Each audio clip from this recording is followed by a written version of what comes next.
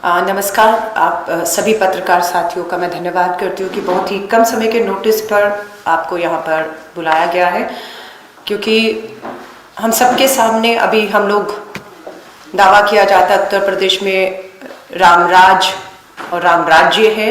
हम हाथरस की घटना से, गैंगरेप से, वारदात से उभर भी नहीं पाए थे। आज एक और घटना उत्तर प्रदेश के बदायूं के जिले से आई है हम सबके सामने।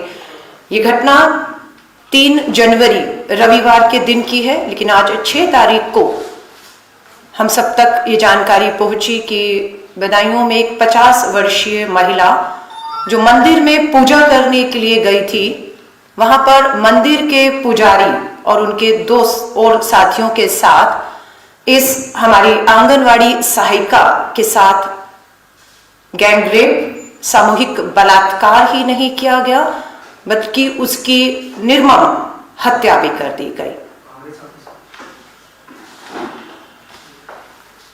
इस 50 वर्षीय महिला का जो शव है वो कुएं में पाया जाता है और कोशिश पुलिस प्रशासन की रही कि इसे एक आत्महत्या का मामला बता के रफा दफा कर दिया जाए।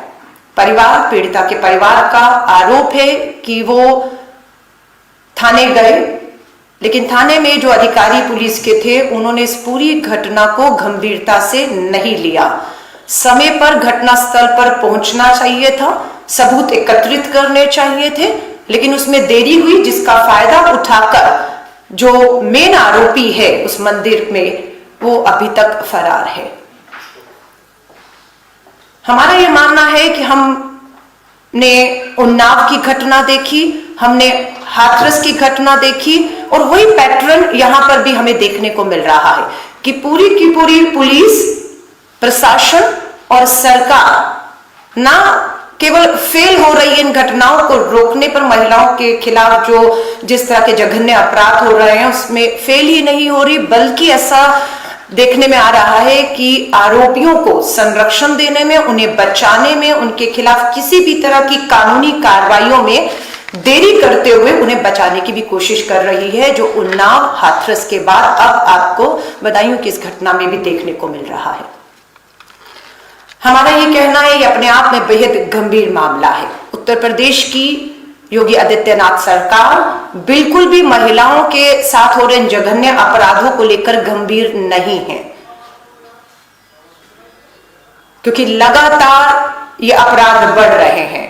अपराधियों में किसी भी तरह का खौफ और डर हमें देखने को नहीं मिल रहा है, वरना हाथरस की घटना बहुत पुरानी अभी नहीं है।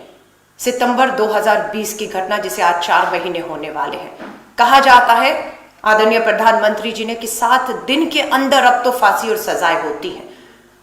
उन्नाव का मामला हो, हाथरस का आरोपी हो, अभी भी हमारे बीच में जिंदा हैं। और अब इस घटना के बाद भी हमें लगता है कि बिल्कुल जांच होनी चाहिए। जो मेन आरोपी अभी तक नहीं पकड़ा गया, उसके ना पकड़े जाने के पीछे कौन लोग हैं? क्या उन्नाव और हाथरस की घटना की तरह बदायूं में भी भाजपा के नेता इन आरोपियों को बचाने का प्रयास कर रहे हैं? शायद इसीलिए पुलिस मेन आरोपी को पकड़ने में जो है वो कामयाब अभी तक 3 दिन हो गए नहीं है। परिवार का आरोप है कि घटनास्थल पर पुलिस समय पर नहीं पहुंची। पीड़िता के परिवार का, जो हमारे बीच में अब नहीं है, उनके परिवार ने कहा कि एफआईआर करने में देरी की गई।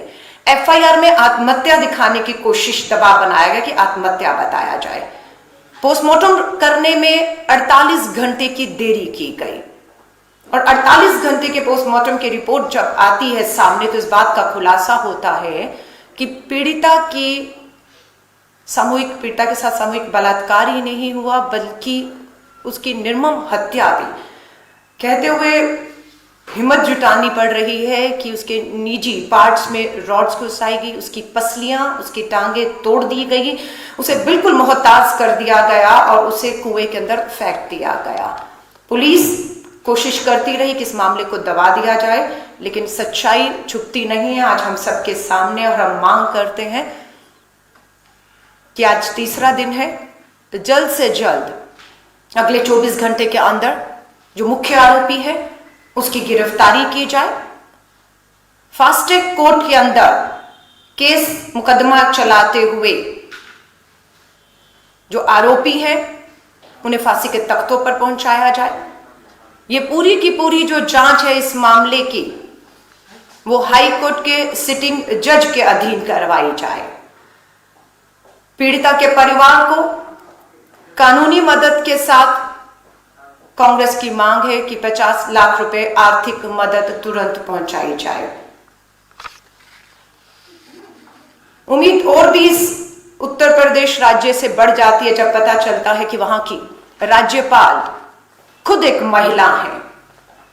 मुझे नहीं मालूम उनका बयान अभी तक क्यों नहीं आया, जबकि वो एक महिला राज्यपाल और एक के बाद महिलाओं के साथ जघन्य अपराधों में कमी आने की बजाय इसमें बढ़ोतरी हो रही है। हमारे देश की महिला बाल विकास मंत्री स्मृति ईरानी जी भी इसी राज्य उत्तर प्रदेश से आती हैं। हाथरस के मामले में खामोश रही, उन्नाव के मामले में वो खामोश रही।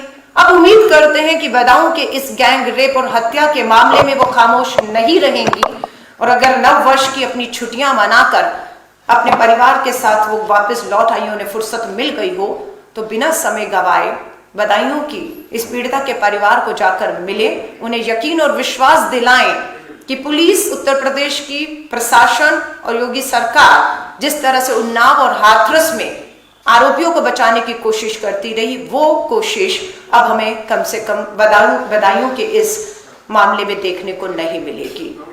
हम उनसे उम्मीद करते हैं। मालूम है स्मृति ईरानी जी के लिए बंगाल और असम के चुनावों में जाना, वहां पर प्रेस वार्ता करना, मुखर होना उनकी प्राथमिकताओं में है, लेकिन देश की महिला विकास मंत्री होने के नाते हम भी उम्मीद करते हैं कि आप अपनी प्राथमिकताओं में देश नहीं तो कम से कम अपने ही उत्तर प्रदेश जहां पर आपकी भाजपा की सरकार है वहां को आप प्राथमिकताओं पर रखते हुए वहां की महिलाओं को आप न्याय और सुरक्षा दे पाए। ये सब बात कहते हुए आज बहुत ही दुख और पीड़ा हो रही है कि कतई भी संवेदनशीलता और गंभीरता हमें उत्तर प्रदेश की भाजपा योगी आदित्यनाथ सरकार में देखने को बिल्कुल भी नहीं मिल रही है। हमारी मांग है, और जहां तक कांग्रेस का सवाल है, मैं आपके माध्यम से एक बार फिर से बदायूं कि इस पीड़िता के परिवार को विश्वास दिलाना चाहती हूं कि कांग्रेस हमेशा पीड़िता और उसके परिवार के साथ उनकी न्याय की लड़ाई में खड़ी रही है। इस मामले में भी कांग्रेस अपनी नजर बनाए रखेगी। किसी भी तरह का अन्याय या न्याय में देरी कांग्रेस बर्दाश्त नहीं करेगी। उसके लिए हमें सड़कों पर एक बार फिर से हाथरस की तरह उतरना पड़ेगा तो हम उतरेंगे, लेकिन हम कतई भी उत्तर प्रदेश की योगी सरकार को एक बार फिर से आरोपियों के साथ उनके समर्थन में उनको बचाते हुए हम कतई भी बर्दाश्त नहीं करेंगे।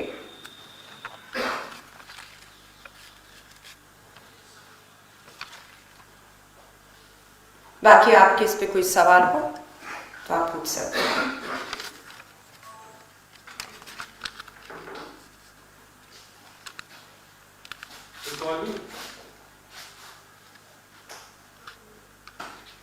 थैंक यू, धन्यवाद।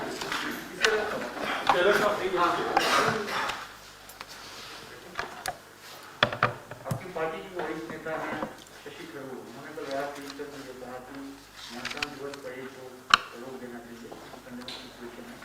तो बस ये चौधरी की राय है या पार्टी की राय है या फिर पार्टी की राय है, क्या रोका जाना चाहिए?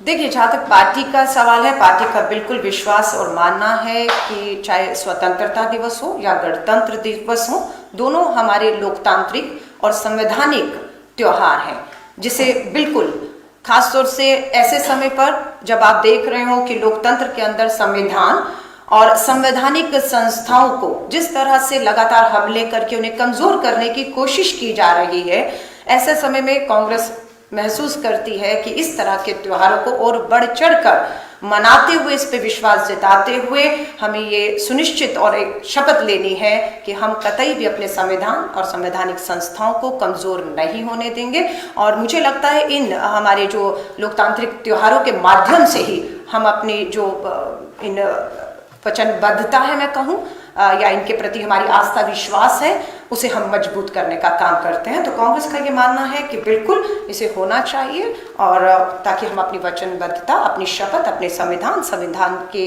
संस्थाओं के प्रति जो है वो जता पाए। धन्यवाद।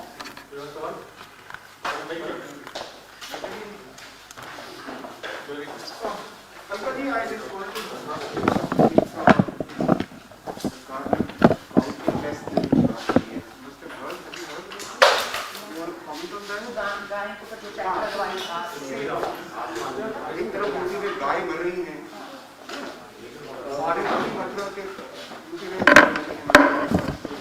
सैकड़ों की तादाद में